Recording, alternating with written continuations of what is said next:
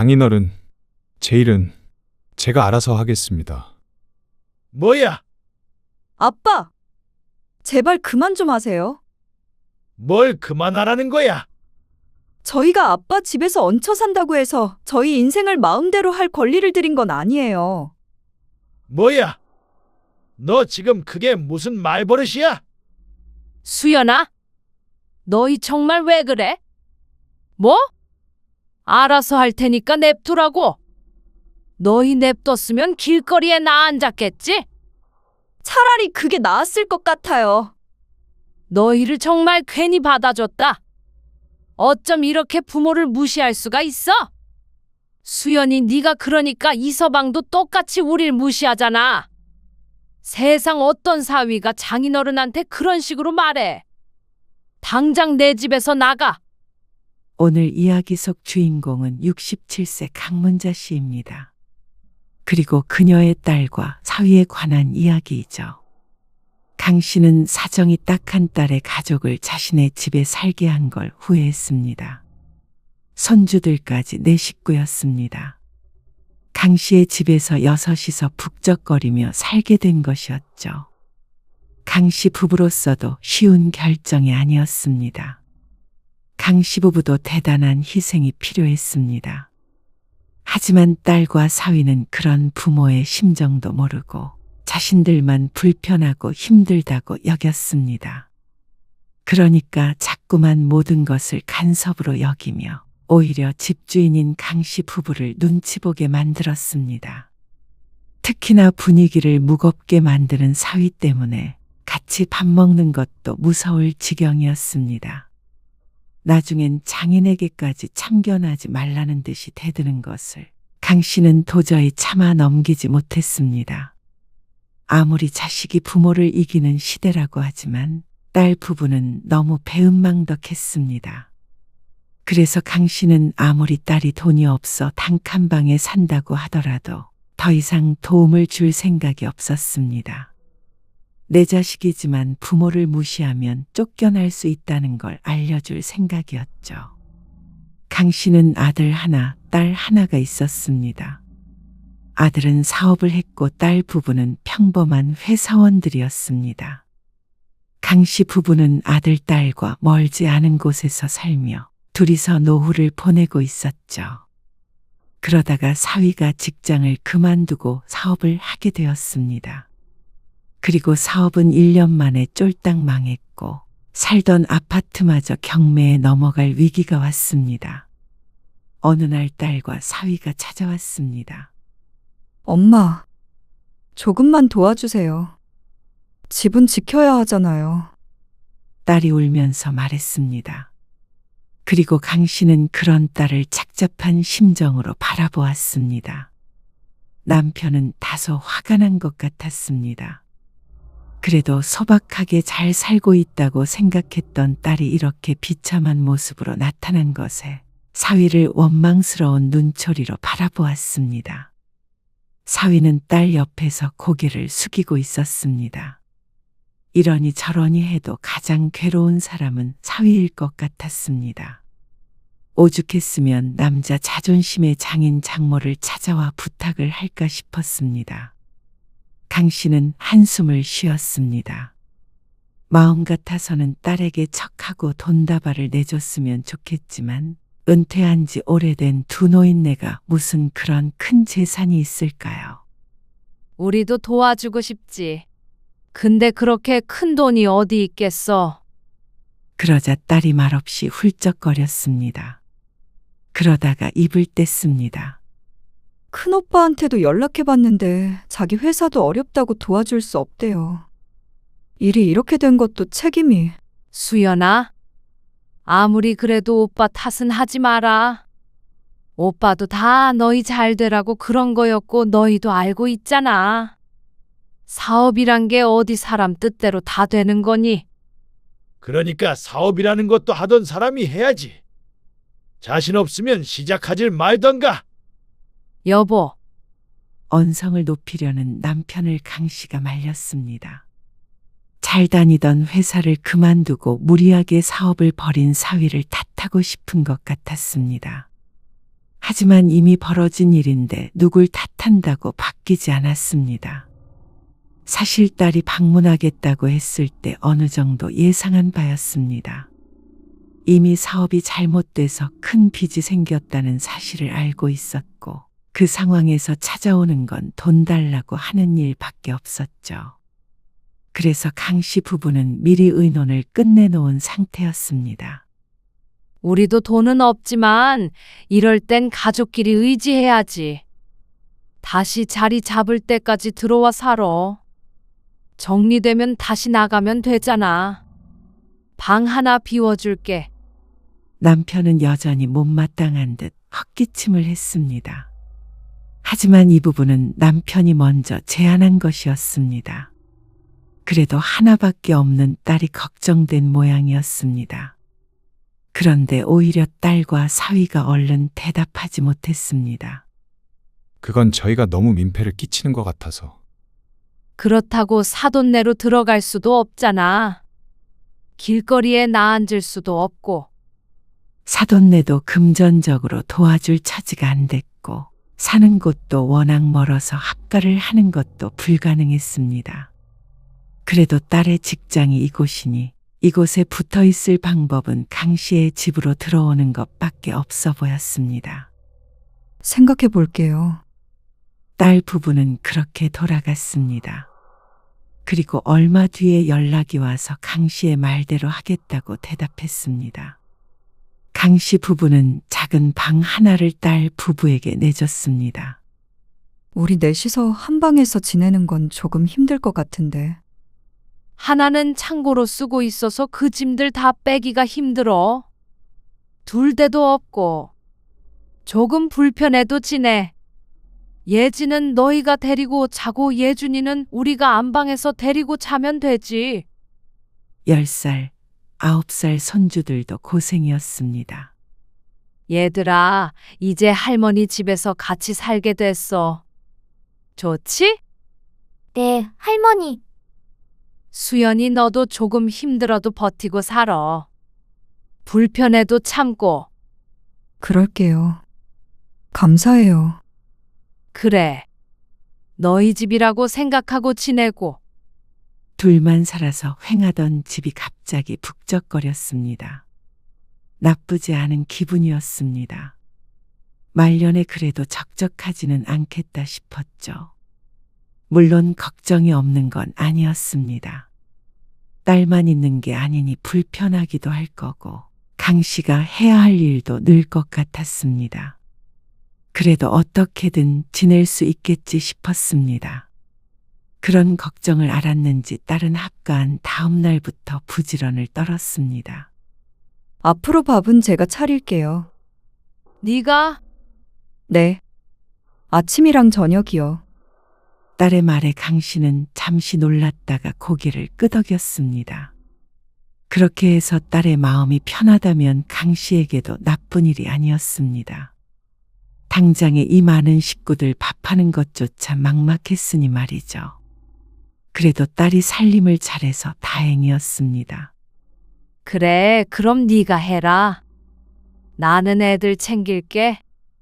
사실 애들도 다 커서 손이 가는 일은 많이 없었습니다.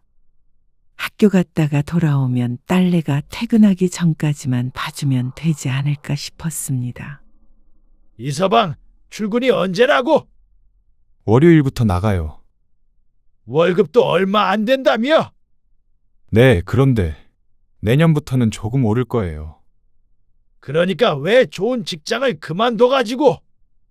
남편은 혀를 찾고 사위는 또다시 고개를 숙였습니다.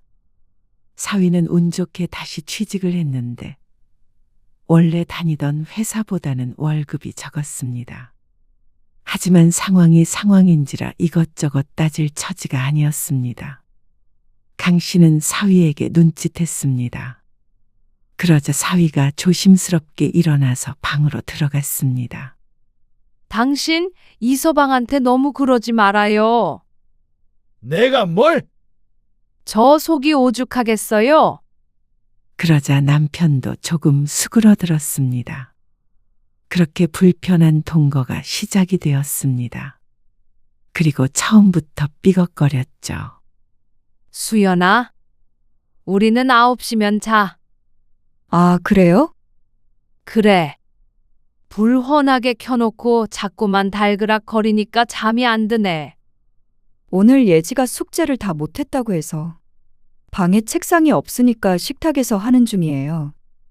차라리 내일 아침 일찍 일어나서 하라고 해.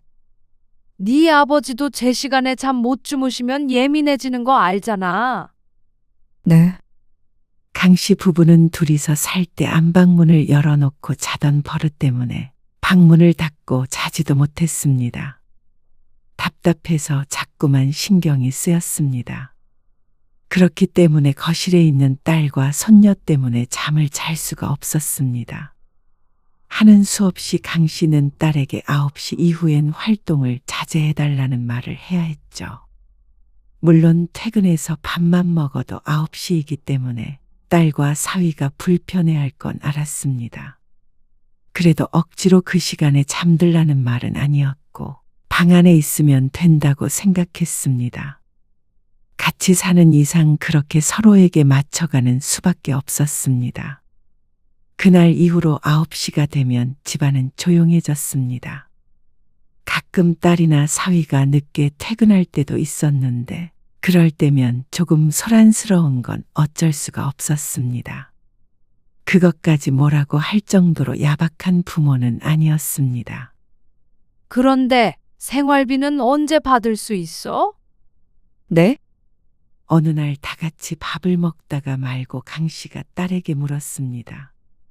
딸이 먼저 말을 꺼내기를 기다렸는데 이사 들어온 지 보름이 지나도록 생활비 얘기가 없어서 강 씨가 먼저 물을 수밖에 없었습니다. 아, 다음 달에 월급 나오면 그때 드리려고 했어요. 일단 150만 원 정도는 줘야 해. 150만 원이요? 밥 한 끼를 차려도 입이 몇 갠데 그 정도는 많은 게 아닌데. 놀라는 딸 때문에 오히려 강 씨가 어리둥절했습니다. 4인 가족에 150만 원이면 적다고 생각했습니다. 그래도 딸 사정을 생각해서 그 정도만 말한 건데 말이죠. 어쩌면 생활비를 낼 생각이 없었나 싶기도 했습니다. 아, 당장 나가는 돈이 너무 많아서. 그리고 제가 퇴근하면서 가끔 장도 봐오고 하는데. 그걸 감안해서 한 말이야. 생활에 필요한 용품들이나 그런 것도 생각해야지. 알죠. 알긴 한데. 우선 다음 달에 100만 원 드리고 차차 늘릴게요. 딸의 말에 강 씨는 고개를 끄덕였습니다. 한숨은 삼켜냈습니다. 딸의 사정을 모르지 않기에 한두 달쯤은 강 씨가 손해본다고 생각하자 싶었습니다. 갑작스럽게 나온 돈 얘기에 식탁엔 무거운 분위기가 흘렀습니다. 처음부터 서로 오해가 없어야 오래 같이 살 수 있는 거잖아. 서로 다른 생각을 가지고 있다가 나중에 오해하고 사이가 틀어질 수도 있었습니다. 직접적으로 물어본 것은 오히려 딸 부부를 위한 것이었습니다. 그렇게 서로 조율을 해가면서 꽤나 평화로운 생활을 이어가게 되었습니다. 그런데 살다 보니까 강 씨의 눈에 띄는 것들이 몇 가지 있었습니다. 회사에서 점심 안 나온다며? 그럼 점심 어떻게 먹고 있어? 아, 회사 근처에서 사 먹기도 하고요. 샌드위치 같은 거 먹기도 하고 그래요. 사위의 대답에 강 씨는 한숨을 쉬었습니다. 뭐하러 돈 주고 사 먹어? 요즘 식비가 얼마나 비싼데? 하루에 10,000원만 쓰더라도 그게 얼마야? 요새는 10,000원짜리 밥도 없어요, 또. 그렇다고 굶으면서 일할 순 없죠. 강 씨의 말에 사위가 아닌 딸이 대답했습니다. 누가 네 남편 굶으라고 그러니? 도시락이라도 싸서 다니라는 거지. 도시락이요? 아침에 그럴 시간이 없으니까 애들 학교도 보내고 출근해야 하는데. 대충 밥에 김치에 있는 반찬 옮겨 담기만 하면 되는데 뭘 그래? 돈 없다던 애들이 그런 거에 아낄 생각은 왜 못해? 강 씨는 딸 부부에게 진심으로 조언했습니다. 한 푼 두 푼 아껴도 부족할 판에 밖에서 밥을 사 먹는 건 가장 피해야 할 일이었습니다. 네, 그렇게 하겠습니다. 사위가 대답했습니다. 그리고 그날 이후로 사위는 매일 아침 도시락을 쌌죠. 그래도 강 씨의 조언을 듣고 바뀌니 뿌듯했습니다. 강 씨는 딸 부부와 살게 되면서 불편한 점이 많았지만 그래도 장점도 있다고 생각했습니다. 주말 같은 때 외출할 일이 생기면 사위의 존재가 큰 도움이 됐습니다. 여보, 나 모임 가야 되는데 차 좀 태워줘요. 버스 타고 가면 되잖아. 너무 오래 걸려서 그렇지. 내가 시간을 착각해가지고 너무 빠듯해요. 아이, 운전하는 거 안 좋아하는 거 알면서 그래. 시간을 잘 봤어야지. 눈도 침침해 죽겠는데. 이서방 없어. 방에 있는 것 같은데. 태워달라고 해? 그래. 얹혀 살면 기사 노릇 정도는 해야지. 그 말에 이 씨는 솔깃했습니다. 사실 남편도 70 중반이 되니까 차를 얻어 타기가 무서울 때가 있었는데 이제는 남편한테 아쉬운 소리 안 하고 사위한테 부탁하면 될 것 같았습니다. 이서방, 잠깐만 일어나봐. 딸은 아이들을 데리고 바람 쐬러 간다며 나갔고 집에는 강 씨와 남편 그리고 사위밖에 없었습니다. 방에서 나오질 않던 사위를 기다리다가 강 씨가 먼저 방문을 열었습니다. 그랬더니 사위가 자고 있었습니다. 강 씨가 큰 소리로 사위를 깨웠습니다. 주말이라고 이렇게 퍼질러 자고 있으면 돼? 아, 장모님. 무슨 일이세요? 사위가 잠에 취해서 어리둥절해하며 물었습니다.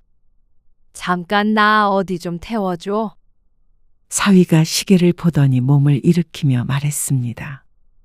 누구 좀 만나러 가려고 하는데 버스 타고 가면 뱅뱅 돌아가서 그래. 사위는 일어나서 모자를 쓰더니 차키를 들었습니다. 그리고 그날 이후로 강 씨는 주말에 종종 사위에게 부탁을 하곤 했습니다. 어차피 주말에는 집에서 쉬니까 이 정도는 충분히 들어줄만 하다고 생각했습니다. 남편이 말했던 것처럼 기사 노릇까지는 아니었지만 그래도 강 씨가 희생하는 걸 생각한다면 사위도 이 정도는 이해할 거라 생각했죠.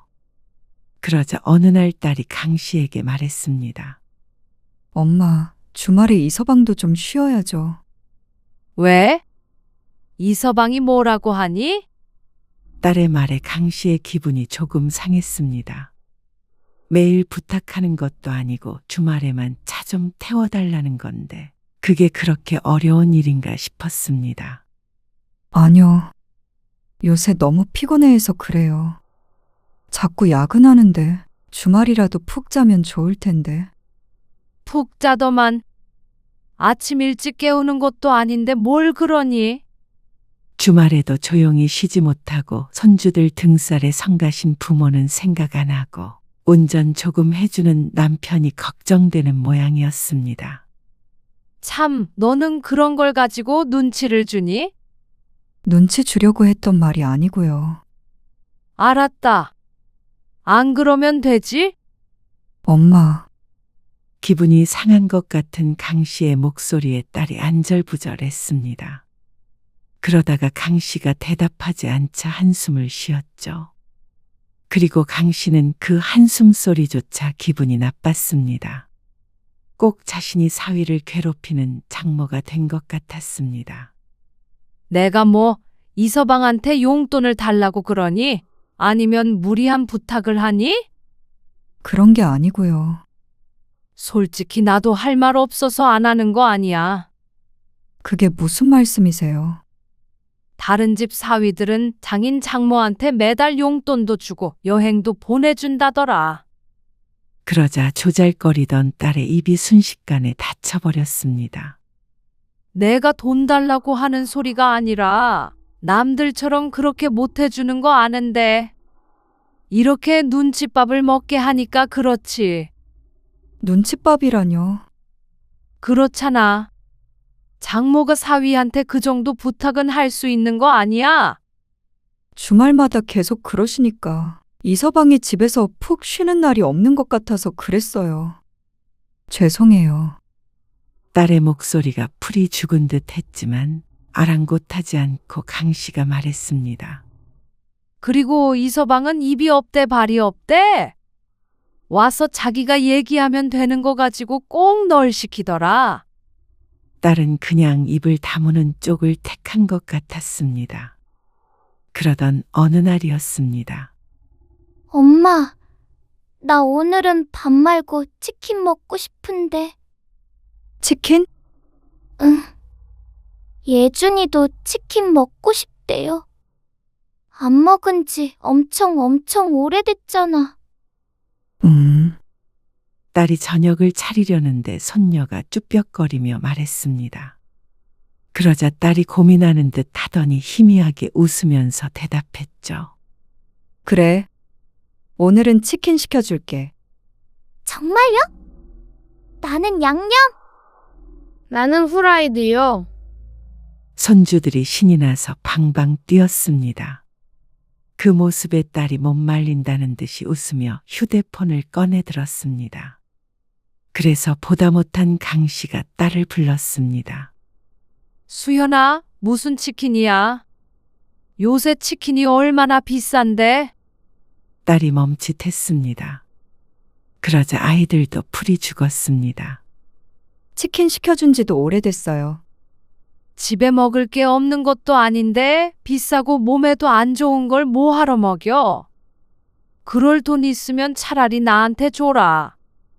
내가 닭 사올 테니까 다 같이 백숙이나 해 먹게. 엄마, 네 아빠 배달 시켜 먹는 거 얼마나 싫어하는지 몰라? 치킨 시켜 먹는 거 보시면 한 소리 하신다. 돈 아깝다고. 강 씨가 안방에 있는 남편 눈치를 보며 말했습니다. 이 정도면 딸도 알아들을 거라고 생각했습니다. 그러자 옆에 있던 사위가 조심스럽게 입을 열었습니다. 이번 달에 보너스 나와요. 치킨 하나 정도는 시켜줘도 되지 않을까요? 그리고 강 씨는 그런 사위가 못마땅했습니다. 옛날처럼 따로 살 때면 뭘 먹든 돈을 얼마나 쓰든 신경 쓰지 않겠는데 이제는 달랐습니다. 딸 부부가 쓰는 돈에 강 씨 부부도 영향을 받았고 강 씨도 이 정도는 참견할 입장이 된다고 생각했습니다. 그런데 장인까지 거론해서 말렸는데도 굳이 치킨을 시키겠다는 사위가 어처구니가 없었습니다. 이서방, 하도 힘들다고 해서 생활비도 많이 안 받는 거 몰라? 이 집 전기세, 가스비 전부 다 누가 내? 나 같으면 보너스 나온 거 허투루 안 쓰고 살림에 보태라고 줬을 거야. 사위가 강 씨의 말에 작게 한숨 쉬는 게 보였습니다. 그리고 딸의 표정도 일그러졌습니다. 엄마, 저번부터 150만 원씩 드리고 있잖아요. 저희 형편 알면서 애들 학원비랑 대출 갚고 보험료랑 이것저것 나가면 빠듯해요. 근데 그래도 애들 치킨 한 번은 시켜줄 수 있는 거잖아요. 왜 이렇게 눈치를 주세요? 빠듯하다면서 치킨 시켜 먹을 생각을 하니까 내가 속이 안 터지니? 악착같이 모아야 할 때잖아. 애들은 무슨 죄예요? 그러는 엄마 아빠는 죄가 있어서 너희랑 이러고 살고 있니? 강 씨는 마지막 말을 하면서 아차 싶긴 했습니다. 딸의 표정이 무섭게 굳어졌기 때문이었습니다. 조금 흥분을 해서 딸이 상처받을 말을 한 것 같았습니다. 알겠어요. 딸은 아이들을 방으로 들여보냈고 부엌에서 저녁 식사 준비를 다시 했습니다. 사위도 조용히 방으로 사라졌습니다. 조금 심하게 말을 하긴 했지만 그래도 틀린 말은 아니라고 생각했습니다. 딸과 사위도 생각이 있다면 자신들이 잘못됐다는 걸 깨닫게 될 것이었고 말이죠. 이튿날 강 씨는 시장에서 닭을 사다가 백숙을 했습니다. 강 씨는 나름대로 딸에게 손을 내민 것이었는데 딸은 웃지 않았습니다. 한참을 대면대면하게 지냈습니다. 치킨 한 마리의 딸과 사위가 너무 꽁에 있는 것 같아서 강 씨도 마음이 불편했습니다. 그러다 보니 한 공간에 있으면서도 자꾸 눈치를 보게 되었습니다. 이서방은 회사에서 늦게 온다나 봐요. 무슨 놈의 회사가 자꾸만 야근을 해? 별 볼 일 없는 회사가. 그러는 수연이는 밥만 차려놓고 방으로 쏙 들어가 버린 거야. 할 일이 있대요. 며칠 동안 강 씨는 남편과 둘이 밥을 먹었습니다. 하지만 강 씨는 이러는 편이 더 나은 것 같았습니다.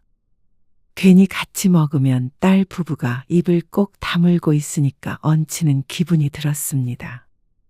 밥 한 끼 같이 먹는 것조차도 눈치를 봐야 하나 싶어서 기가 차기도 했지만 자기들이 그렇게 하겠다는데 말릴 방법이 없었고 이유도 없었죠. 그러던 어느 날이었습니다. 강 씨의 휴대폰이 울렸습니다. 큰아들의 전화였습니다. 강 씨는 반가운 마음에 서둘러 전화를 받았습니다. 아들. 웬일이야? 어머니, 잘 지내세요? 우리야 잘 지내지. 수연이네는요? 에구, 잘 있긴 있는 것 같은데. 나도 모르겠다. 왜요? 무슨 일 있으세요? 아니야. 그나저나 왜 전화했어? 요새 바쁘다더니. 다른 게 아니고요. 혹시 돈 좀 빌려주실 수 있으세요? 지금 하고 있는 사업 때문에 아주 잠깐 쓸 때가 있어서요. 아들의 말에 강 씨의 말문이 잠시 막혔습니다. 우리가 너 빌려줄 만큼의 돈이 있겠니? 잠깐만 아파트 담보로 대출 좀 받으시면 안 돼요? 한 달도 안 돼서 다시 갚을 수 있어요. 이자도 쳐서요. 강 씨는 얼른 대답하지 못했습니다. 아파트까지 담보를 잡혀서 돈을 빌려야 한다면 작은 일이 아니었습니다. 아버지가 허락 안 하실 텐데. 아버지한테는 비밀로 해야죠. 알지도 못하실 거예요. 금방 다시 돌려드릴 거라. 얼마나 필요한데? 1억 5천 정도요. 생각보다 큰 금액의 강 씨가 숨을 들이삼켰습니다. 하지만 이내 고개를 끄덕였습니다. 알았어. 1억 5천? 대신 아버지한텐 말하지 말어. 알겠지? 그럼요. 강 씨는 전화를 끊고 뒤돌았습니다. 그런데 거기에 딸이 서 있었습니다. 혹시나 남편일까봐 놀랐는데 딸의 얼굴을 보고 안심했습니다. 기척 좀 내고 있지. 놀랐잖니? 1억 5천이라니요. 오빠예요? 아, 사업 때문에 잠깐만 빌려달라고 그래서. 그러자 딸의 얼굴이 어두워졌습니다. 저희가 집 잃고 도와달라고 했을 땐 돈 없다고 그러셨잖아요. 형편이 안 된다고. 그 일이랑 지금이랑 같니? 뭐가 달라요? 너희는 갚을 수가 없는 상태였고, 너희 오빠는 사업 때문에 잠깐 빌리는 거고, 저희도 갚을 수 있었어요. 너는 대신 집에 들어와서 살게 했잖아.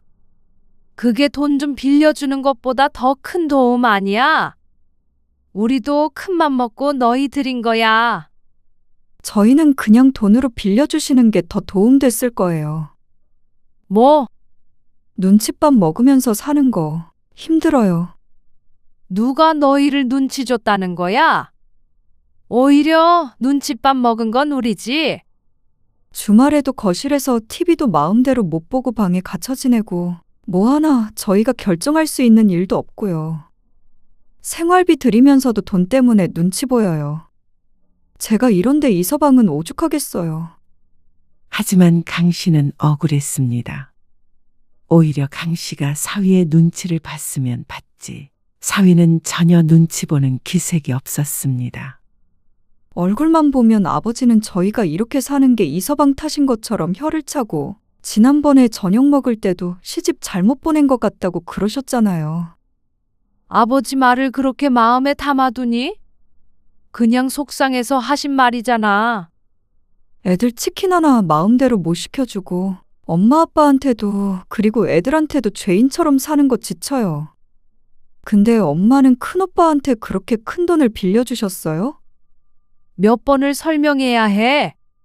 몇 번을 설명하셔도 이해 못해요. 그리고 애초에 저희 이렇게 된 거 오빠 탓이잖아요. 엄마도 알고 있으시잖아요. 회사 잘 다니고 있는 이서방 꼬셔서 돈 많이 벌게 해준다고 사업자 내게 한 거 오빠잖아요. 그게 왜 네 오빠 탓이야? 너희가 돈 벌겠다고 한 거잖아. 그래요. 솔깃해서 회사 그만둔 저희 탓이죠. 그런데 이렇게 어려운 사정 알면서도 나 몰라라 하는 게 가족이에요. 그래도 원망 안 하려고 했는데 적어도 엄마는 이러시면 안 되죠. 아빠도 이서방 탓하면 안 되죠. 딸의 말에 강 씨도 화가 났습니다. 어떻게 뭐든 자기 서운한 것만 생각하고 부모 입장은 생각도 안 하는지 몰랐습니다. 그러면 네 오빠도 회사 사정 안 좋다는데 어떻게 도와주니? 하기 싫다는 사람 억지로 끌어다 놓고 한 것도 아닌데 이제 와서 오빠 탓하면 마음이 편해? 그리고 같이 사는 게 너희만 불편한 줄 알아? 엄마 아빠도 힘들어. 왜 그건 생각을 안 해? 그래도 너희 힘든 거 생각해서. 그렇게 걱정하면서 볼 때마다 생활비 부족하다고 하시고 누구는 여행을 보내준다고 자꾸만 눈치 주시잖아요. 그건 사실이잖아. 들어와서 살라고 했으면 어느 정도 자리 잡을 때까지는 조금 기다려 주실 수도 있는 거잖아요. 오빠한테 1억 5천 빌려줄 돈은 있으시고 돈 때문에 허덕이는 딸 가족한테는 그렇게 생활비를 닥달하고 싶으세요? 기가 막혔습니다. 강 씨의 돈으로 누구에게 빌려주던지 간에 딸이랑은 상관이 없었습니다. 그렇다고 생활비를 안 받으면 강 씨는 어떻게 생활을 하라는 것인지, 딸이 왜 자기 생각만 하는지 몰랐습니다. 그렇게 불만이 많으면 나가서 살지 그러냐? 강 씨의 말에 딸의 얼굴이 하얘졌습니다. 생활비 그 정도 내고 어디 가서 살 수나 있을 것 같아? 당장 집값은? 너희를 위해 엄마 아빠가 희생하고 있는 걸 왜 모르고 서운한 것만 생각해? 그런 딸에게 강 씨도 무척 서운했습니다. 그래서 이렇게 같이 산 게 후회스럽기도 했습니다.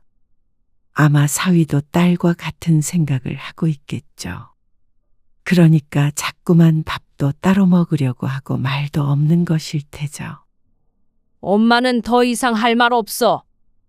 강 씨가 먼저 자리를 떴습니다. 속이 타서 시원한 얼음물 한 컵이라도 마셔야 할 것 같았습니다. 딸이 훌쩍이는 소리가 들렸지만 울고 싶은 건 강 씨였습니다. 어떻게든 잘 지내보려고 노력해왔는데 자식은 왜 그걸 모를까요? 그리고 강 씨는 아들에게 돈을 빌려주었습니다. 딸은 남편에게 이르지 않았습니다. 아니, 그날 이후로 강 씨와 눈을 잘 마주치 않았죠. 하지만 시간이 해결해 줄 거라고 생각했습니다. 언젠가는 딸도 강 씨의 마음을 이해해 줄 거라 믿었죠. 명절이 되기 전까지만 하더라도 그렇게 생각했습니다. 뭐? 차례 지내려 내려갔다 오겠다고? 네. 다녀와야죠. 명절에 시집에 가서 차례를 지내고 오겠다는 말에 강 씨는 어처구니가 없었습니다. 지금 이 상황에서 명절이라고 다녀온다는 게 강 씨의 상식으론 이해가 가지 않았습니다. 지난번에도 경황이 없어서 못 갔어요. 사정이 안 좋아지며 작년에 가보고 못 가봤다면서 강 씨의 눈치를 보는데 그 모습에 답답해서 가슴을 치고 싶었습니다. 저녁에 내려갔다가 다음날 아침에 올라오겠습니다. 그래서 사위에게도 말이 뾰족하게 나갈 수밖에 없었습니다. 지금 너희 사정이 어떤데 거길 가? 사돈도 참 눈치도 없으시지. 엄마, 그러자 남편도 강 씨와 같은 생각이었는지 한마디 했습니다. 사돈은 처가에 얹혀 사는 아들한테 꼭 명절에 오라고 하셔야 직성이 풀리신다냐? 명절인데 인사드리러 가야죠. 얹혀 사는 거랑 무슨 상관이에요. 너희 그렇게 되고 아무 도움도 안 주셨지. 그리고 어떻게 자기 아들 데리고 살아주는데 전화해서 고맙다는 인사 한 번을 안 해? 사실 남편은 딸 부부가 집으로 들어온 순간부터 가끔 그 얘기를 꺼냈습니다. 어쨌거나 사위의 사업이 망해서 이렇게 된 건데 아무 말도 없다는 게 서운한 것 같았죠. 그런데 명절에 굳이 거길 가서 차례상을 차리겠다는 딸이 답답할 만도 했습니다. 제발 그만하세요. 딸이 사위의 눈치를 보면서 남편을 말렸습니다. 엄마 아빠 도움받으면서 살고 있지만 이렇게 하나하나 간섭하실 수는 없어요. 뭐? 간섭? 참, 너 말을 왜 그렇게 해? 그래. 가려면 가라. 가서 시집 차례상 차려주고 종로를 타다 와. 장모님, 진정하세요. 제가 부모님께 잘 말씀드릴게요. 이번 명절엔 못 간다고. 여보, 다음에 가면 되지. 사위가 오히려 딸을 말렸습니다. 강 씨 부부는 고개를 절레절레 흔들었습니다. 그리고 명절이 됐을 때 어쩐 일인지 안사돈에게서 전화가 걸려왔습니다. 안녕하세요. 먹고 사는 게 바빠서 연락을 못 드렸어요. 아, 예. 도움 주셔서 감사합니다. 부족한 아들 때문에 늘 죄송하고요. 아니에요. 사람이 살다 보면 이런 일 저런 일 있는 거죠. 잘 부탁드립니다. 강 씨는 통화를 끊고 마음이 편치 않았습니다. 엎드려 절을 받은 기분이었습니다. 그리고 딸 부부와의 사이는 그날 이후로 완전히 틀어졌습니다. 퇴근해서 집에 돌아오면 작은 방문은 열릴 줄 몰랐습니다. 그리고 사위는 야근을 한다며 9시 이전에 들어오질 않았습니다. 그러다 보니 마주칠 일이 아침에 잠깐 말고는 거의 없었죠. 아, 글쎄 아는 사람 아들이 이걸로 돈을 많이 벌었다니까. 어느 주말 남편이 자던 사위를 깨우고는 한참 설교했습니다. 제가 보험에 대해서는 잘 몰라서요. 그러니까 배우면 되는 거잖아. 그래도 당장 다니는 회사를 그만두기가 부담스러워서. 쥐꼬리만한 월급 주는 회사 뭐가 아쉬워서.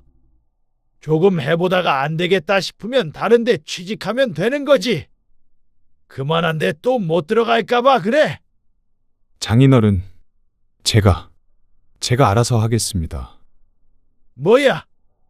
돈은 제가 어떻게든 알아서 벌 테니까 이 정도는 알아서 하게 해주세요. 사위의 말에 남편은 어안이 벙벙한 채로 굳어 있었고 강 씨도 놀라서 눈이 동그래졌습니다. 아니, 어떻게든 돈 벌게 해주려고 그런 거지.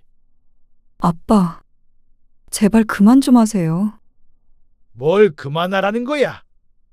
저희가 아빠 집에서 얹혀 산다고 해서 저희 인생을 마음대로 할 권리를 드린 건 아니에요. 뭐야? 너 지금 그게 무슨 말버릇이야? 도움받으려고 들어온 건 맞지만 제발 저희 숨 좀 쉴 수 있게 해주세요. 수연아, 너희 정말 왜 그래? 지난번에도 엄마가 알아듣게 말했잖아. 아버지가 말씀하시면 잘 새겨들어야지. 뭐? 알아서 할 테니까 냅두라고. 너희 냅뒀으면 길거리에 나 앉았겠지. 차라리 그게 나았을 것 같아요. 딸의 외침에 강 씨는 큰 충격을 받았습니다. 어떻게 저렇게 배은망덕한 소리를 할 수 있는지 몰랐습니다. 너희를 정말 괜히 받아줬다. 어쩜 이렇게 부모를 무시할 수가 있어? 수연이 네가 그러니까 이서방도 똑같이 우릴 무시하잖아. 세상 어떤 사위가 장인어른한테 그런 식으로 말해. 오죽했으면 그러겠어요? 오죽했으면. 정말로 차라리 저희가 나가서 살게요. 저희를 인격적으로 대하지 않는 엄마 아빠랑은 못 살아요. 누가 할 소리를? 너희가 안 나간다고 해도 내가 쫓아내. 강 씨의 외침에 딸이 독한 눈으로 쳐다보았습니다. 이번 주 내로 집 구해서 나갈게요. 생활비도 적게 내려고 하더니 몰래 돈이라도 모아둔 듯 했습니다. 그러니까 집을 구해 나간다는 말을 하는 것이겠죠. 은혜를 원수로 갚는다는 게 바로 이런 말이었습니다. 오죽했으면 남편이 사위에게 그런 권유를 했을까요? 사위가 하고 있는 꼴이야도 답답해서 그런 것인데 피가 되고 살이 되는 조언을 그런 식으로 무시한 것이었습니다. 강 씨도 참을 수가 없었습니다. 가만히 있으니까 정말 부모가 부모처럼 안 보이는 모양이었습니다. 딸은 당장 집을 알아보겠다고 했습니다. 그래서 강 씨가 말했습니다. 그러면 너희도 여태껏 여기서 살았던 비용 내고 가. 생활비 꼬박꼬박 드렸잖아요. 그건 너희 먹는 거로 다 쓴 거고. 전기세, 가스비, 그리고 방세까지 하면 그거 가지고 택도 없어. 그러니까 방세를 달라고요. 그래. 딸이 하도 괘씸해서 한 말이었습니다. 하지만 딸은 사과를 하고 반성하기는커녕 더 달려들었습니다. 드릴게요. 제가 또 빚지는 한이 있어도 드릴 테니까 걱정 마세요. 방 구할 돈은 있니? 반지하 단칸방에 빌부터 살더라도 여기보단 낫겠죠. 너 당장 나가. 남편이 화를 내자 집은 난장판이 되었습니다. 손주들은 울기 시작했고 딸도 울며 불며 소리쳤습니다. 그동안 여기서 같이 사는 게 얼마나 힘들었는지 말이죠. 사위가 그런 딸을 말렸고 강 씨가 남편을 말렸습니다. 이러다가 옆집이든 아랫집이든 쫓아올 것 같았습니다. 그리고 딸은 일주일 만에 짐을 싸서 나가버렸습니다. 어디로 가는지 알려주지도 않았고 손주들과 작별 인사할 시간도 제대로 주지 않고 야반도주하듯이 가버렸습니다. 너무 허탈하고 괴로웠습니다. 강 씨는 딸이 뒤늦게나마 잘못했다고 말하길 기다렸습니다. 그런데 어떻게 그렇게 매정하게 가버릴 수 있는지 몰랐습니다. 그래서 강 씨는 독하게 마음먹기로 했습니다. 우리도 할 만큼 했어요. 남편은 속상한 듯 말이 없었습니다. 그리고 딸이 떠난 지 사흘 만에 통장에 돈이 들어왔습니다. 방세를 나름대로 계산해서 보낸 것 같았지만 강 씨가 생각했던 금액보다는 적었습니다. 하지만 강 씨는 딸에게 다시 연락하지 않았습니다. 부모로서의 마지막 배려나 마찬가지였습니다. 딸이 어떤 집을 구했는지는 알지 못했습니다. 그렇게 떵떵거리고 나가서 어디 잘 사나 한번 보자 싶었습니다. 아마 한 달도 못 버티고 연락이 오지 않을까 생각했습니다. 딸이 그렇게 따로 살 수 있는 형편이었다면 애초에 강 씨의 집으로 들어오지도 않았을 테니 말이죠. 하지만 한 달, 두 달, 세 달이 지나도 연락이 없었습니다. 딸이 언제 연락할까 생각하다 보니 시간이 훌쩍 지났습니다. 그런데 그런 강 씨에게 문제가 생겼습니다. 아니, 네 아버지 알면 정말 큰일 난다니까 그러네. 한 달 안에 준다더니 벌써 몇 달째야? 사업자금이 묶여서 그래요. 지금 제일 초조한 건 저예요. 아버지가 알면 아버지가 어떻게 아셔요? 1억 5천이야. 큰돈 빌려갔으면 얼른 줘야지. 사업이 그렇게 마음대로 되는 줄 아세요? 그때 강 씨의 머릿속에 왜인지 사위가 스쳐 지나갔습니다. 설마 하는 생각이 들었습니다. 조금만 기다리세요. 이게 무슨 소리야? 그런데 그때 남편의 벼락 같은 목소리가 들렸습니다. 강 씨의 어깨가 펄쩍 뛰었습니다. 뒤돌아보니 남편이 서 있었습니다. 분명히 외출해서 집에 없었는데 도대체 언제 들어온 건지 몰랐습니다. 여보, 그게 1억 5천을 빌려줘. 수철이한테 빌려줬어. 당신 미쳤어? 여보. 강 씨는 눈을 질끈 감았습니다. 남편이 전화를 뺏어가서 한참을 아들에게 욕을 했습니다. 그리고 전화를 끊은 다음에는 강 씨가 욕을 먹었습니다. 아니, 욕을 먹었다고 표현하기에도 부족했습니다. 그러다가 그 돈 영영 못 찾으면 이혼하는 줄 알아. 왜 못 찾아요? 준다는데. 그러다가 이서방처럼 망하면 수철이 그놈 번번이 사업 말아먹는 거 몰라서 그래. 그러자 강 씨도 할 말이 없었습니다. 강 씨는 하루하루 남편에게 시달렸습니다.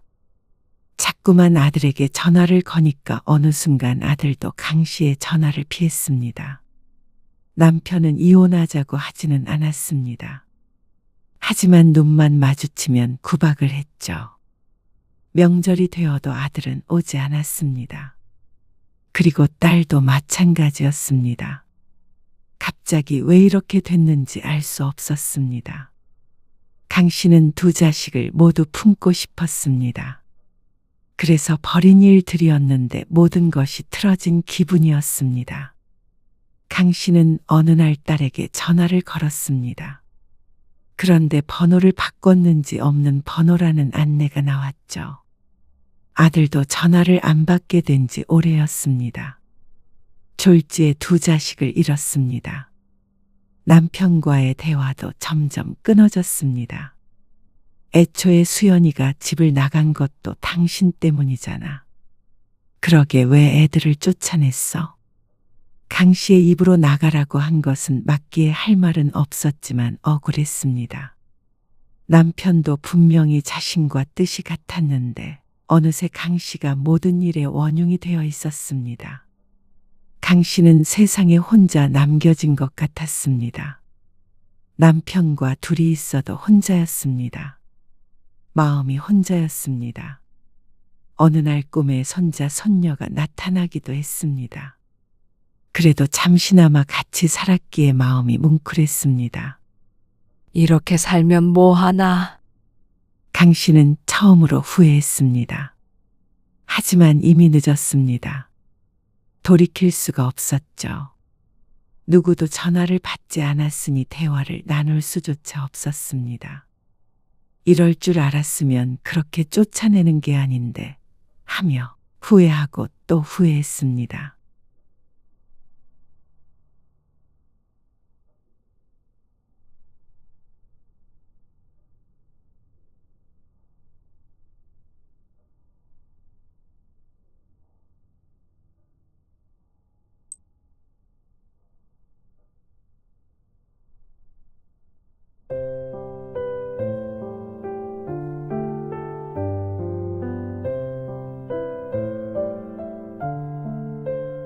당신 휴대폰에 내 이름이 왜 곰 같은 룸메이트야? 당신이 곰이지, 그럼 여우야? 무슨 말이야? 곰 같은 여자라는 말이야. 여자다운 맛이 하나도 없잖아. 매력이 없어. 다른 여자들처럼 좀 사근사근하게 다정하게 못해? 오늘 그 친구 와이프 봐. 내일 모레 쉰인데도 아직 소녀 같더라. 피부도 하얗고 몸매도 날씬하고. 얼마나 여성스러워? 부럽다, 부러워. 오늘 이야기 속 주인공은 52세 이명미 씨입니다. 그리고 그녀의 남편에 관한 이야기이죠. 다른 사람의 와이프 이야기를 하며 부럽다는 남편. 그 여자는 임 씨와 비슷한 나이인데도 불구하고 예쁘고 여성스럽고 어쩌고 한다면서 임 씨도 그렇게 좀 꿈이라며 잔소리했습니다. 그리고 그 여자는 음식 솜씨도 좋고 어쩌고 하며 입이 마르도록 칭찬하기도 했습니다. 여기까지만 말해도 이 남자에게 복수할 이유는 충분했습니다. 가장 치사스럽고 기분이 나쁜 것이 비교하는 건데 남편은 아주 다양한 말로 임 씨에게 상처를 줬습니다. 그것도 남들 앞에서 말이죠. 그렇다면 자기도 그런 여자를 만날 것이지 왜 마음에 차지도 않는 임 씨와 살고 있는지 몰랐습니다. 물론 그런 여자가 남편을 만나주지도 않겠지만 말이죠. 임 씨는 농담이라는 말을 방패 삼아 이렇게 다른 여자와 비교하며 자신을 깎아내리는 남자와는 서로 동고동락하고 싶지 않았습니다. 아니, 그것보다도 좋은 방법이 생각났습니다. 남은 인생 싹싹 빌며 땅치고 후회하도록 만들어주고 싶었죠. 임 씨는 남편과 20대 중반에 만나 결혼했습니다. 그리고 아들을 둘을 연년생으로 낳았습니다. 지금은 아들 둘 다 대학에 진학해서 기숙사 생활을 하고 있었습니다. 그래서 임 씨 부부는 조금 이르게 다시 둘이 되었습니다. 그리고 임 씨는 결혼 전부터 결혼 후 아이들을 출산한 뒤에 지금에 이르기까지 쭉 일을 했습니다. 결혼한 지 몇 년 되었을 때 아이 둘을 키우며 남편이 일을 그만두는 게 어떻겠냐고 제안한 적이 있었습니다. 내버리로도 충분하지 않아? 직장 동료들도 와이프가 다 집에서 육아하고 내조하고 그런다던데. 하지만 임 씨는 남편의 제안을 생각조차 안 해봤습니다. 나는 회사 그만둘 생각 없어. 왜? 돈 때문에? 그것도 그렇지. 아무래도 혼자 버는 거랑 둘이 버는 건 다르니까. 한 사람이 번 돈으로 살 수 있다면 둘이 벌어서 한 사람 월급은 전부 저금하면 더 좋잖아. 그리고 나도 내 커리어가 있고. 그래서 임 씨는 맞벌이를 지속했습니다. 남편은 임 씨가 내조를 하고 삶의 여유가 있게 살았으면 하는 눈치였습니다. 맞벌이를 하다 보니 애 키우고 살림하고 하느라 하루하루가 전쟁 같았으니 그게 싫은 것 같았죠. 그리고 가끔은 임 씨조차 후회할 때가 있었습니다. 연년생 남자 아이 둘을 키우면서 일도 하면서 집안일까지 챙기다 보면 정신적으로나 육체적으로나 피폐해질 수밖에 없었습니다. 그렇다고 남편이 성실하게 역할 분담을 하느냐 따져보면 거의 그렇진 않았습니다. 집안일에 서툰 남편은 하면서도 늘 툴툴댔고 제대로 하는 법이 없었습니다. 그러다 보니 자꾸만 부부간에 다툼이 생겼습니다. 임 씨는 회사 일도 지친데 집에서까지 감정 소모를 하고 싶지 않았습니다. 그래서 결국 임 씨가 많이 양보하게 되었습니다. 아이들도 조금씩 크면서 손이 덜 갔기 때문에 임 씨도 내가 조금 더 움직이자 싶어서 평화를 택하게 되었죠. 그러니까 남편은 만족했습니다. 그리고 맞벌이를 하면서 집안 살림은 조금 정신이 없었지만 반대로 시간이 지나면서 경제적인 여유는 늘어났습니다. 그걸 체감한 어느 순간부터 남편은 전업주부 얘기는 다시는 꺼낸 적이 없었습니다. 오히려 그 반대였죠. 엄마가 엄청 좋아하시던데. 이번에 용돈 보내드린 거 말이야. 아, 여행 경비. 그래. 친한 친구들 사이에서도 엄마처럼 용돈 많이 받는 사람 없다고 어깨가 올라간다고 그러시더라고. 그래? 잘 됐네. 웃으며 말하는 남편의 말에 임 씨도 작게 웃으며 대답했습니다. 가끔 이렇게 특별한 일이 있을 때면 큰아들인 남편이 시어머니에게 크게 용돈을 보내곤 했습니다. 남편이 은근히 바라는 듯한 신호를 보내면 임 씨는 크게 따지지 않고 그러라고 했습니다. 그리고 그 외에도 매달 크고 작게 시집에 흘러가는 돈이 많았습니다. 하지만 그 문제로 부부싸움을 한 적은 없었습니다. 그러니까 남편은 맞벌이하는 상황을 달가워했고 임 씨를 자랑스러워했습니다. 당신 말 듣길 잘한 것 같아. 당신도 같이 버니까 이것저것 할 수 있잖아. 나 친구들한테 자랑한다니까? 친구들 대부분 혼자 벌어서 가족들 먹여 살리니까 빠듯할 때도 있고 부모님 용돈 한 번 마음대로 못 드린다고 그러더라고. 남편의 말을 들으며 뿌듯할 때도 있었습니다. 그래서 더 열심히 살았습니다. 내 커리어를 위해서 회사를 포기 못하기도 했지만 한 푼이라도 더 벌어서 자식들 교육도 시키고 노후 대비도 제대로 해놓고 싶었습니다. 그러다 보니 임씨 본인에게는 조금 소홀한 면도 없지 않아 있었습니다. 바쁜 일상에 꾸미고 다닐 여유는 없어서 옷장은 대부분 무채색 옷들로 가득 찼고 화장되는 공간이 많이 남았습니다. 딱 사회생활을 할 정도의 관리만 하면서 살게 되었죠. 진한 화장을 하고 다닐 정도의 마음의 여유가 없었습니다. 시간이 지나 아들들은 둘 다 명문대에 입학했습니다. 그리고 이제는 월세가 나오는 부동산도 두 채가 있었고 남편은 골프를 치고 한정판 장난감인지 뭔지를 모으는 비싼 취미 생활도 생겼죠. 하지만 경제적으로 여유로워진 이후 언제부턴가 남편이 달라졌습니다. 당신은 운동 안 해? 운동? 남편의 말에 임씨는 자신도 모르는 사이에 살이 쪘나 싶어서 뱃살을 꼬집어 보았습니다. 그런데 평소와 똑같았습니다. 평범했죠. 그런데 남편은 그런 임씨를 보면서 혀를 찼습니다. 꼭 살 빼는 게 목적이 아니잖아. 운동이. 그래? 그럼 나도 골프 배워볼까? 이제 와서 무슨 골프야? 여자들 요가 같은 그런 거 다니지 않아? 당신 퇴근하고 시간 많잖아.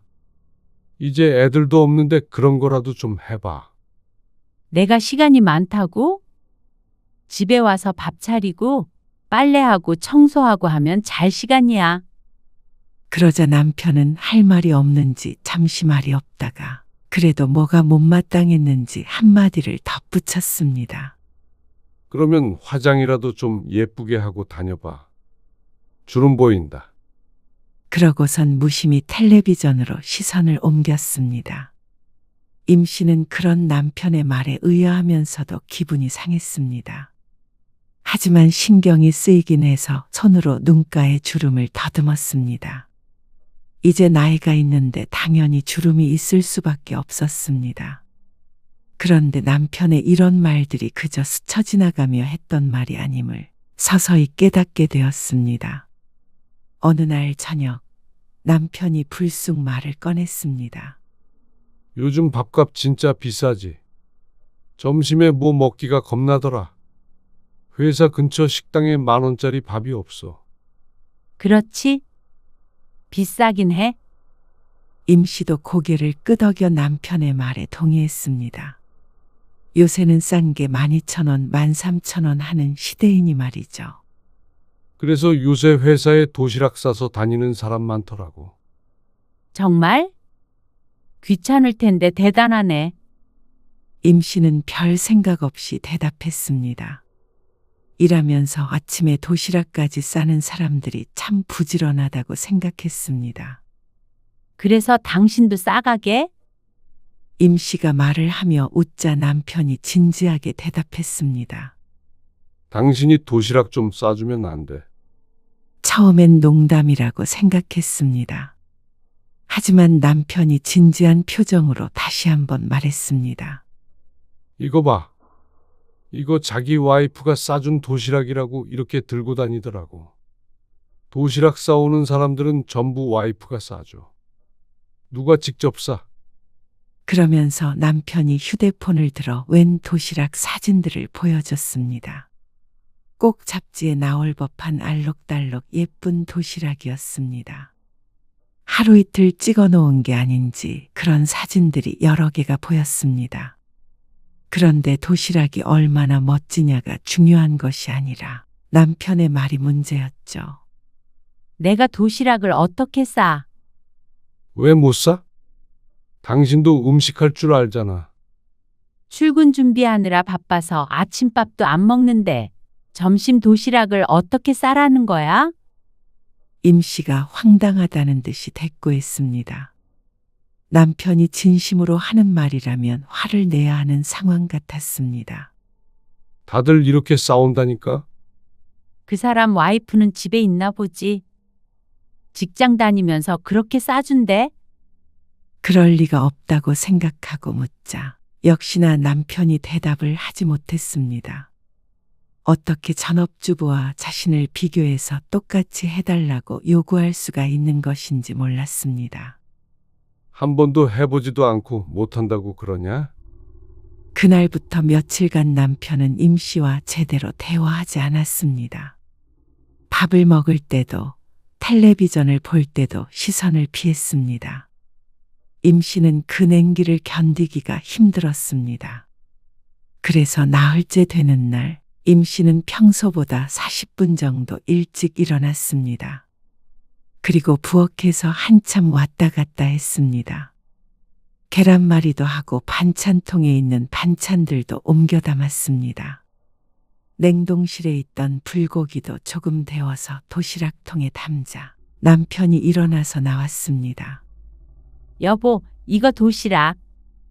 그러자 남편이 눈을 크게 떴습니다. 웬 도시락이야?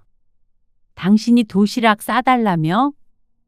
오늘은 별다른 준비가 안 돼 있어서 시간이 조금 걸렸지만 오늘은 반찬도 몇 가지 사와서 만들면 시간을 단축시킬 수 있을 것 같았습니다. 역시 우리 마누라. 남편이 엄지를 치켜들자 임 씨도 조금 잠을 덜 잔 보람이 있다고 생각했죠. 그런데 그날 저녁 퇴근한 남편이 또다시 도시락에 딴지를 걸었습니다. 근데 도시락 말이야. 좀 더 예쁘게 싸줄 수 없어? 뭐? 예쁘게? 그래. 죄다 집에서 늘 먹는 거던데. 좀 색다르게 좀 싸봐. 이렇게. 그러면서 또 그놈의 도시락 사진을 보여줬습니다. 직장 동료의 와이프가 쌌다는 그 도시락 말이죠. 이렇게 어떻게 싸라는 거야, 아침에. 임 씨는 허탈한 기분이었습니다. 과일도 없고 말이야. 회사에서 먹는 점심에 과일까지 필요해? 꼭 필요해야 넣나? 보기 좋으라고 넣는 거지. 당신은 남들한테 보여주려고 도시락 싸달라고 그런 거야? 나 그것 때문에 1시간을 덜 잤어. 이왕에 싸주는 거 말이야. 조금 더 정성을 넣으면 어떻겠냐는 말이지. 그럼 그 사람 와이프한테 가서 도시락 얻어먹든지 하세요. 난 못하겠으니까.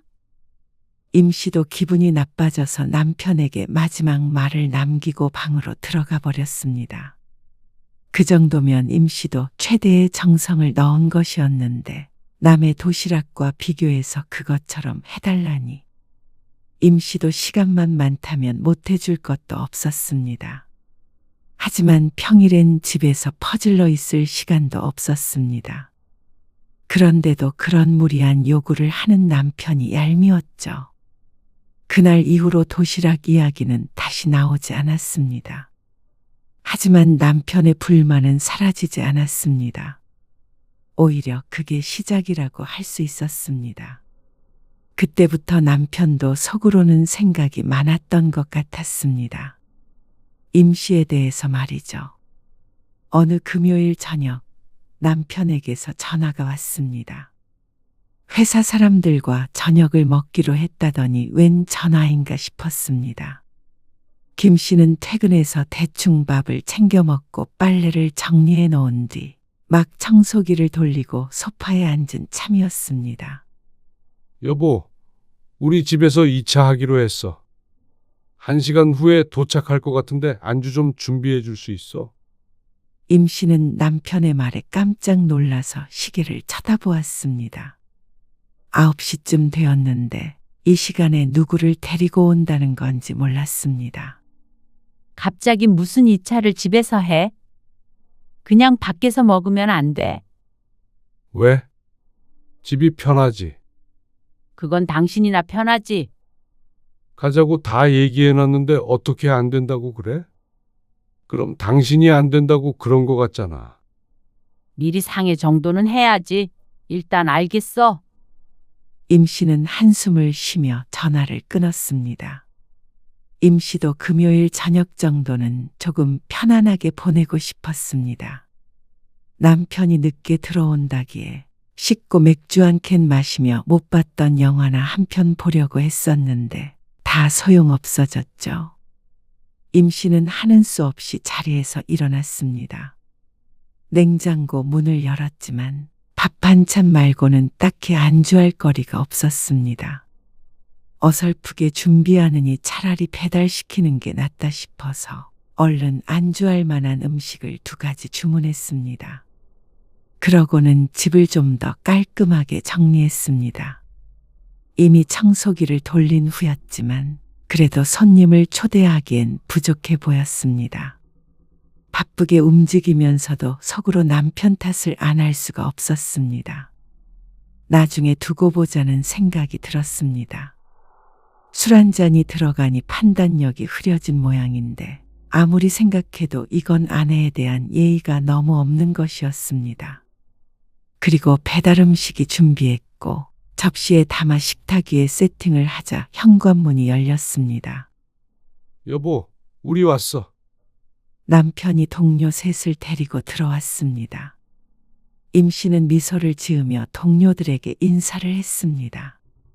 넷이 식탁에 앉았고 임 씨는 남편이 사온 맥주를 냉장고에 넣었습니다. 잠깐만. 먼저 먹고 있어. 남편이 자리에서 일어나더니 임 씨의 팔을 붙들고 안방으로 들어갔습니다. 안주 좀 준비해달라고 했더니 배달을 시키면 어떡해? 갑자기 온다는데 그러면 어떡해? 재료도 없는데. 그래도 다 접시에 옮겨 담았잖아. 그러자 남편의 입이 대빨 나왔습니다. 다른 집들 가보면 무슨 전골도 해주고 즉석에서도 뚝딱뚝딱 잘만 만들어내던데 뭘. 어처구니가 없었습니다. 왜 자꾸만 다른 집하고 비교를 하는 것인지 몰랐습니다. 이 상황에서 무슨 전골이고 무슨 요리인지. 시간을 좀 더 줬다면 모를까. 임 씨로서는 이것이 최선이었습니다. 남편은 도대체 누구와 비교를 하면서 사사건건 못마땅해 하고 있는 것인지 몰랐습니다. 애초부터 임 씨가 뚝딱뚝딱 휘황찬란한 음식을 만들거나 한 적이 없었는데 말이죠. 임 씨는 한결같았지만 변한 건 남편이었습니다. 그럼 나도 일 그만두고 집에서 요리만 할까? 그러자 또 남편은 궁시렁거리면서 다시 거실로 나갔습니다.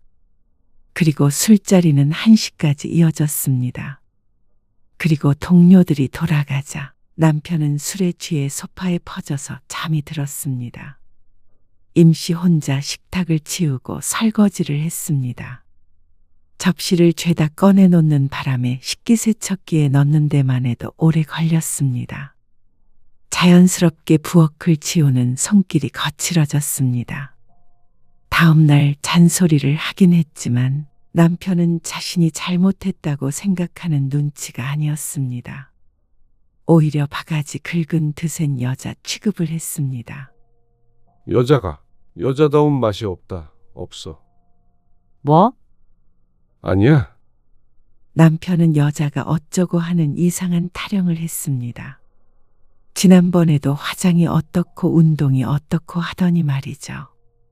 그리고 명절에도 마찬가지였습니다. 그래도 명절에 대한 부담감은 남들보다는 덜한 편이었습니다. 돈 잘 버는 며느리가 지갑도 잘 여니까 시어머니는 유독 큰 며느리인 임 씨에겐 일을 시키지 않았습니다. 때 되면 여행을 보내주는 것도 큰 며느리밖에 없으니 그런 것 같았지만 작은 동서들에게만 일을 시킬 수는 없기에 임 씨도 눈치껏 움직이는 편이었습니다. 설거지는 제가 할게요. 부담이 아무리 적어도 명절은 명절이었습니다.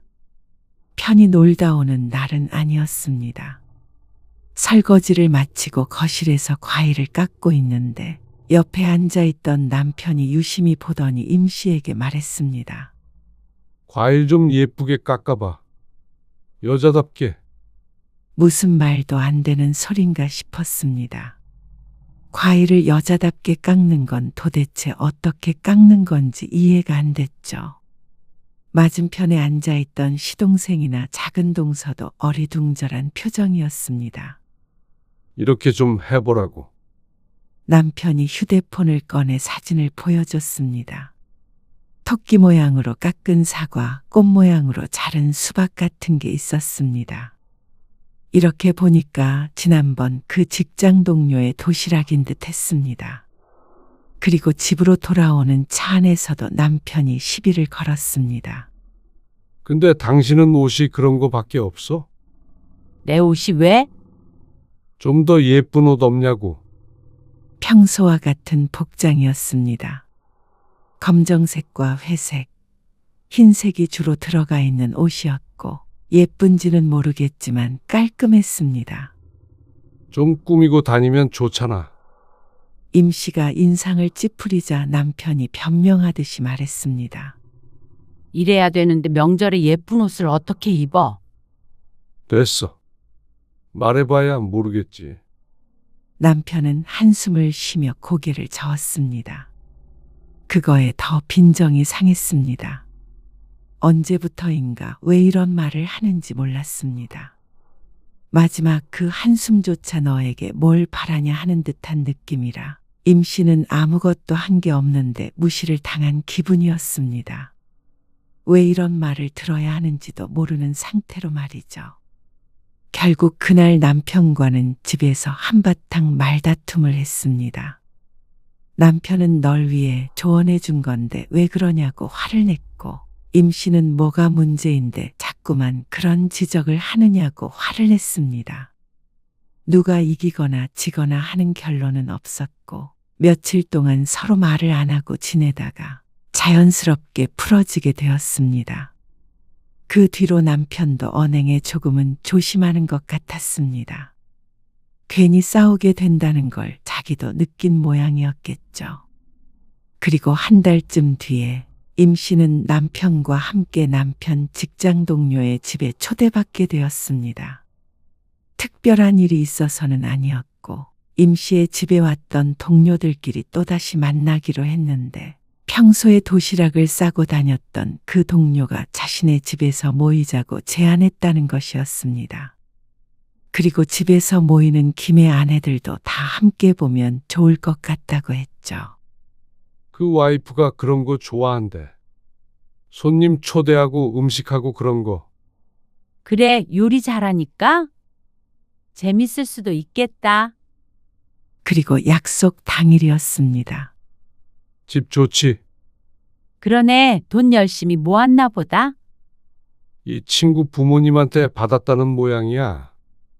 정말? 남편은 집으로 가는 길에 직장 동료에 대한 시시콜콜한 이야기를 해주었습니다. 아이가 없다는 얘기도 미리 하면서 그래서인지 신혼부부 같다는 말도 했습니다. 아무리 그래도 나이 50의 신혼부부 같을 수 있을까 하는 생각을 하며 올라갔고 현관문이 열리자 부부가 반갑게 맞아주었습니다. 어서 오세요. 임 씨와 비슷한 또래이거나 그보다 조금 어려 보였습니다. 그리고 뒤이어 다른 부부들도 도착했습니다. 우리 회사 전설의 도시락을 싸주시는 솜씨가 예사롭지 않았는데 차리신 걸 보니까 역시나 대단하시네요. 거실에 큰 상이 놓여져 있었는데 아주 푸짐하게 음식이 차려져 있었습니다. 색깔도 고려를 했는지 보기에도 좋았고 종류도 무척 다양했습니다. 임 씨도 감탄했습니다. 요리사 하셔도 되겠어요. 에이, 아니에요. 디저트까지 준비했으니까 많이 드세요. 식사 분위기는 무척 좋았습니다. 그리고 분위기를 좋게 만드는 건 집주인과 그 아내였습니다. 미연아, 미안한데 이거 좀 더 있나? 내가 갖다 줄 테니까 앉아 있어요. 아니야. 미연이는 앉아서 먹어. 내가 또 올게. 남편의 직장 동료는 아내를 미연아, 우리 미연이라고 다정하게 불렀습니다. 물잔이 비면 바로 채워주고 옆에 앉아서 참 살뜰히도 챙겼는데 그 모습이 무척 자연스러워서 보여주기식이 아닌 것 같았습니다. 이 친구가 정말 애처가로 소문이 났어요. 밤마다 어깨 주물러주고 생일마다 명품 가방 사주고. 누군가가 말했습니다. 명품 가방? 월급이 비슷한데 명품 가방을 매년 사준다고? 아, 저희는 애가 없어서. 미연이가 몸이 조금 약해서 혹시나 힘들까봐 안 나왔지. 그 말에 임 씨는 조금 놀랐습니다. 명품 가방을 사주는 건 그리 놀랍지 않았으나 아이까지 포기할 정도로 사랑하는구나 싶었습니다. 우리 둘만으로도 행복해. 같이 앉아있던 아내들은 부럽다면서 사랑꾼이라고 놀리듯이 말했습니다. 임 씨는 조용히 웃으며 접시에 담긴 음식을 집어먹었습니다. 그런데 그때 임 씨의 남편이 끼어들어 직장 동료를 보며 말했습니다. 야, 너 때문에 여기 있는 다른 남자들이 집에서 얼마나 눈총을 받겠냐? 괜히 기준만 높여놓고 말이야. 그 말엔 다 같이 웃었습니다. 남자들은 맞장구를 치기도 했습니다. 그러자 남편이 큰 소리로 덧붙였습니다. 그리고 명품백 같은 걸 왜 사? 돈 아깝게. 그때만 좋지. 시간 지나면 다 소용없어. 오히려 버릇만 나빠져서 나중에 안 사주면 큰일 난다. 순간 좌중에 어색한 기류가 형성이 되었습니다. 버릇이 나빠진다는 단어에 여자들이 인상을 찌푸리는 듯 보였습니다. 남편은 분위기 파악을 못했습니다. 다들 잘 들어. 와이프한테 너무 잘해주면 안 돼. 10번 잘하다가 한 번 못하면 욕먹는 거야. 근데 10번 못하다가 한 번 잘해봐. 칭찬한다? 나처럼 해, 나처럼. 임 씨는 참다 못해 남편의 옆구리를 찔렀습니다. 하지만 남편은 오히려 임 씨의 팔을 밀어내며 말했습니다. 왜 자꾸 찌르는 거야? 그러고 나서 말은 멈췄지만 임 씨는 기분이 상했습니다. 꼭 임 씨에게 들으라고 하는 말 같았습니다. 남편은 아내에게 잘하는 직장 동료에게 몇 번 더 핀잔을 했지만 상대방은 웃어넘겼습니다. 그리고 임 씨는 그런 남편이 부끄러웠습니다. 하지만 그게 끝이 아니었습니다. 그런데 재수 씨는 훨씬 어려 보이시네. 피부가 좋아서 그런가? 미연이가 운동도 많이 하고 그래서 그래. 관리도 많이 하죠? 요가 다니고 조깅도 하고 그래요. 피부는 피부과 다니면 누구나 좋아지죠. 겸연쩍어 하는 여자의 대답에 남편이 이번엔 임 씨를 물끄러미 바라보았습니다. 우리 집사람은 운동이라고는 안 해요. 피부도 저렇게 광이 나야 하는데 푸석한 것 같고 머리도 맨날 이렇게 하나로 질끈 묶고 다니는데 재수 씨가 조언 좀 해줘요. 에이, 단정하게 하고 다니시는데 뭘. 피부도 좋구만. 아니야. 옷도 맨날 이런 거만 입고 다니고 말이야. 그리고 재수 씨 저희 와이프랑 친하게 지내면서 요리도 좀 알려주고 해요. 이 여자는 요리에 소질도 없고 취미도 없어요. 기본적인 것만 하지. 집도 이렇게 깔끔하지 못하고 어수선하고. 우리 집은 일주일에 3번씩 사람 써서 청소하는 거야.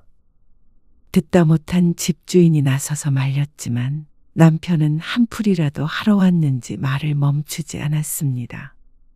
저번에 도시락 한번 싸달라고 했다가 대판 싸웠다니까. 사람들이 애써 화제를 돌리려고 했지만 분위기가 묘해졌습니다.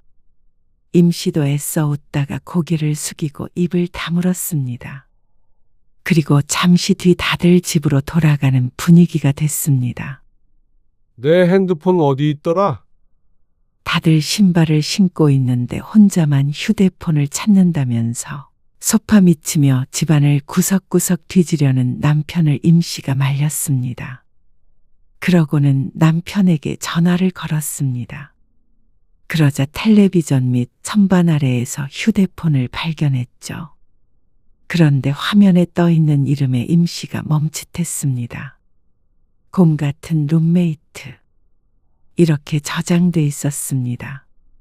무슨 뜻인지는 모르겠지만 좋은 의미는 아닐 것 같았습니다. 찾았어? 임 씨는 남편에게 휴대폰을 건네주었습니다. 그리고 집에 도착하자마자 남편은 소파에 몸을 던졌습니다. 그런 남편에게 임 씨가 물었습니다. 내 이름이 왜 곰 같은 룸메이트야? 그러자 남편이 눈을 감을 채로 대수롭지 않게 대답했습니다. 당신이 곰이지, 그럼 여우야? 무슨 말이야? 곰 같은 여자라는 말이야. 여자다운 맛이 하나도 없잖아. 매력이 없어. 남편의 말에 임 씨는 눈을 부릅떴습니다. 어떻게 저런 말을 할 수가 있는지 몰랐습니다. 여자답게 이렇게 해라 하는 말과는 달랐습니다. 아내에게 여자다운 매력이 없다니 무슨 생각으로 이런 말을 하는지 몰랐습니다. 다른 여자들처럼 좀 방긋 웃으면서 사근사근하게 못해? 남편은 여전히 눈도 뜨지 않은 상태로 누워서 중얼거렸습니다. 오늘 그 와이프 봐. 내일 모레 쉰인데도 아직 소녀 같더라. 피부도 하얗고 몸매도 날씬하고. 얼마나 여성스러워? 부럽다. 뭐가 부러워? 그런 여자랑 사는 남자가 부럽지. 뭐가 부러워. 마누라가 예쁘면 처가 말뚝에도 절을 한다는데 장모님은 절밖에는 글렀지. 이젠 여자라기보다는 룸메이트 같은 거잖아. 그놈이 나랑 나이가 같거든. 근데 그놈은 아가씨랑 살고 나는 아줌마랑 사는 것 같아. 임 씨는 온몸에서 힘이 빠져나가는 것을 느꼈습니다. 그래서 임 씨의 이름이 곰 같은 룸메이트라고 저장되어 있었던 것이었습니다. 참 별명도 정성껏 지었습니다. 나도 애 둘 안 낳고 남편이 벌어다 주는 돈으로 집안일 하는 사람 쓰고 요가나 하고 피부가 다니고 그러면 곰이 아니라 여우처럼 살 수 있었어. 젊음을 바쳐 함께 일하고 아이 둘을 키우고 부모를 봉양했습니다. 남편이 집에 떵떵거리고 골프 치고 살 수 있었던 것도 임 씨의 뒷받침이 있었기 때문이었습니다. 그런데 그런 세월은 깡그리 무시하고 저 좋을 대로 짓거리는 남편. 취중진담이라는 게 이런 건가 싶었습니다. 임 씨의 말에 남편이 대답했습니다. 그러게 내가 옛날에 일 그만두라고 했을 때 그만뒀으면 좋았잖아. 임 씨는 더 이상 대화할 가치를 느끼지 못했습니다. 조용히 일어나 방으로 들어갔습니다. 남편도 잠들었는지 아무런 소리가 나지 않았습니다. 임 씨는 잠자리에 누워 천장을 보고 조용히 눈물을 흘렸습니다. 불 꺼진 방 안에 혼자 누워 있으니 머릿속이 차가워졌습니다. 평화롭고 안정된 부부 사이라고 생각했던 것은 전부 임 씨의 착각이었습니다. 다음 날 아침 남편은 아무 일 없었다는 듯 평소처럼 행동했습니다. 어제의 일을 기억 못하나 싶어서 쳐다보자 남편이 말했습니다. 삐졌어? 농담 좀 한 거 가지고 예민해. 눈치를 보니 전혀 기억이 없는 것 같지도 않았죠. 임 씨는 대답하지 않았습니다. 하지만 마음속에서 무언가 뚝 하고 끊어지는 쇠락 들렸습니다. 더 이상은 참지 않겠다고, 더 이상은 상처받지 않겠다고 마음먹었습니다. 남편은 점심에 골프 약속이 있다며 나갔고 임 씨는 홀로 거울 앞에 섰습니다. 평범한 50대 초반의 아줌마였습니다. 얼굴에 윤이 나고 생기가 반짝거렸던 그 여자와는 다르긴 했습니다. 남편이 그렇게 불만을 가질 정도로 볼품이 없나 생각하면 그것도 아닌 것 같았습니다. 여전히 직장에 다니고 있으니 최소한의 품위 유지는 했고 옅게 화장도 하고 다녔습니다. 머리도 스타일이 다양하지 않아서 그렇지 늘 깔끔하게 하고 다녔습니다. 그래서 남편은 그런 임 씨에게 질린 것인지도 몰랐습니다. 등 따뜻하고 배가 부르니 머릿속에 다른 것이 들어찬 것인지도 몰랐습니다. 그래서 이제 이런 재미없고 평범한 여자가 아닌 좀 더 예쁘고 나긋나긋한 그런 여자가 눈에 들어오는 것인지도 몰랐습니다. 그것이 인간의 본능이라면 임 씨도 이해했습니다. 하지만 그런다고 모든 사람들이 임 씨의 남편처럼 행동하지는 않았습니다. 인간이라면 말이죠. 남편은 점심을 먹고 금방 집에 들어왔습니다. 그리고 임 씨는 반대로 외출 준비를 했습니다. 어디가? 소파에 앉아 있던 남편이 물었습니다. 쇼핑 좀 하려고. 쇼핑? 당신이 웬일이야? 남편이 놀라더니 드디어 자신의 말을 듣기로 한 거냐며 웃었습니다. 임 씨는 그대로 백화점으로 향했습니다. 그리고 화사한 색상의 블라우스를 고르고 원피스도 샀습니다. 그리고 난생 처음으로 400만 원짜리 핸드백도 샀습니다. 쇼핑한 것들을 차에 싣고 미용실로 갔습니다. 머리도 새로 하고 손톱도 곱게 칠하니 어느새 시간이 훌쩍 지나가 있었습니다. 임 씨는 무척 지쳤습니다. 이렇게 사치를 부리는 것도 체력전이구나 하는 실없는 생각을 하며 집으로 들어가자 남편의 눈이 휘둥그레해졌습니다. 이게 뭐야? 이걸 다 산 거야? 당신 머리도 했어. 왜? 당신이 꿈이라고 했잖아. 아니, 그래도 정도가 있지. 이건 또 뭐야? 가방? 남편이 쇼핑백을 열어보더니 경악했습니다.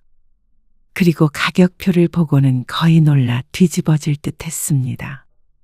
당신 왜 이래? 말도 없이 400만 원짜리 가방을 사는 여자가 어딨어? 400만 원이면 재작년에 어머님 여행 보내드렸던 가격이랑 비슷하네. 그러자 남편의 얼굴이 굳어졌습니다. 하지만 더는 심하게 따지지 못했습니다. 임 씨의 말 중에 어느 것 하나 틀린 것이 없었습니다. 예쁜 옷도 좀 입고 꾸미고 다니라길래 그렇게 한 것뿐이었으니 말이죠. 그리고 그 다음 주에는 피부과도 다녀왔습니다. 사회에 100만 원짜리 시술도 한 번에 결제하고 왔습니다. 이런 식으로 카드를 긁어본 적이 없었는데 참 쉽구나 싶었습니다. 그 뒤로도 임 씨는 꾸준히 변화했습니다. 매주 쇼핑을 갔고 나갔다 올 때마다 무언가 달라져 있었습니다. 옷이 날개고 여자는 꾸미기 나름이라더니 임 씨의 평소 모습과는 사뭇 달라졌습니다. 그렇다고 갑자기 대단한 미인이 된 것은 아니지만 누가 보아도 스스로에게 돈 좀 쓰는 여자 같았죠. 그러다 보니 오히려 남편의 표정엔 점점 불만이 보였습니다. 당신 돈을 너무 많이 쓰는 거 아니야? 돈 안 들고 어떻게 꾸며? 그래도 절약 좀 해야지. 당신 취미 생활보다 적게 드는 것 같은데? 남편은 입을 다물었습니다. 그리고 어느 날 임 씨는 요가 학원도 등록했습니다. 그러자 그렇게 운동해라 요가라도 해라 난리였던 남편이 할 말이 많은 듯 임 씨를 볼 때마다 한숨을 쉬었습니다. 그러다가 못 참겠는지 얘기 좀 하자며 임 씨를 앉혔죠. 당신 요새 무슨 생각으로 사는 건지 모르겠어. 무슨 말이야? 아니, 집에 너무 소홀하고 맨날 나가잖아. 그리고 회사에 뭘 그렇게 화려하게 하고 나가. 입술도 빨갛고. 왜? 보기 좋지 않아? 이상해. 다들 예쁘다던데. 회사에서? 너무 과하잖아. 그리고 백화점에서 쇼핑하는 것도 그만둬. 이제 도대체 돈을 얼마나 쓴 거야? 임 씨는 남편의 말을 듣는 둥 마는 둥 했습니다. 그리고 가장 큰 폭탄을 떨어뜨렸습니다. 나 오늘 사표 썼어. 뭐? 남편의 턱이 바닥으로 떨어질 것만 같았습니다. 갑자기 그게 무슨 말이야? 당신이 진작에 회사 그만두지 그랬냐고 했잖아. 그래서 나도 생각해봤는데 지금이라도 안 늦은 것 같더라고. 나도 집에서 요리하고 시간 나면 운동도 하고 관리도 받고 그렇게 살게. 갑자기 왜 그러는 거야? 뭐 잘못 먹었어? 당신이 바라던 대로 하려는 건데 왜 그래? 그렇다고 회사를 그만두는 사람이 어디 있어? 곧 승진한다며? 언제는 그만두라며? 왜 그래? 그때랑 지금이랑은 다르잖아.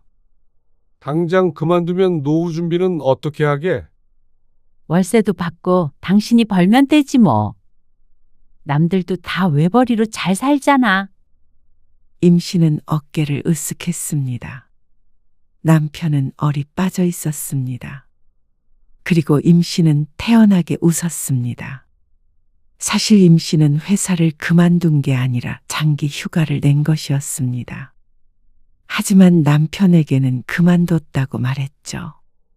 아니, 애들 대학도 졸업 안 했는데 이게 무슨 일이야? 당신만 믿어. 난 이제 전업주부니까. 그날부터 임 씨는 완벽한 전업주부가 되었습니다. 잘 먹지도 않는 남편의 아침을 차려주고 간단히 집안일을 하고 혼자 여유롭게 커피를 마셨습니다. 애들도 다 따로 사니까 크게 힘들지 않았습니다. 그리고 요가 학원에 가고 가끔씩 내키면 미용실도 갔죠. 얼굴과 머리에 윤이 돌았습니다. 아직 요가 학원의 효과는 보지 못했지만 신체가 건강해지는 것 같은 느낌은 있었습니다. 스트레스도 조금 줄어드는 것 같고 말이죠.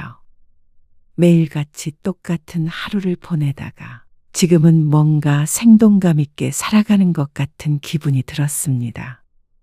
이런 혼자만의 시간도 없이 잘도 지금까지 살았구나 싶었습니다. 적어도 남편이 골프 치러 갔을 때만이라도 뭐라도 해볼 걸. 후회가 되었습니다. 남편도 다른 이유로 생각이 많아진 듯 했습니다. 그 와중에 시어머니한테 전화가 와서 생활비 100만 원만 붙여달라는 말을 들은 듯 했습니다. 평소엔 흔쾌히 보냈을 남편이 잠깐 생각하는 걸 임 씨는 보았습니다. 그리고 얼마 뒤 임 씨가 발톱에 매니큐어를 바르며 남편에게 말했습니다. 나 다니는 요가 학원 있잖아. 요가 학원? 그래. 요즘 같이 차도 마시고 하거든. 근데 남편들이 의사도 있고 변호사도 있고 자기 사업하는 사람들도 많더라고. 그러니까 다들 낮에 요가하고 살고 그러나 봐.